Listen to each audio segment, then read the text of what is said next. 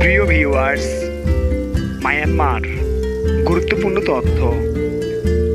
ব্রহ্মদেশ হিসেবে পরিচিত 1948 সালে স্বাধীনতা প্রাপ্ত মায়ানমারের বর্তমান নাম এসেছে বার্মা থেকে।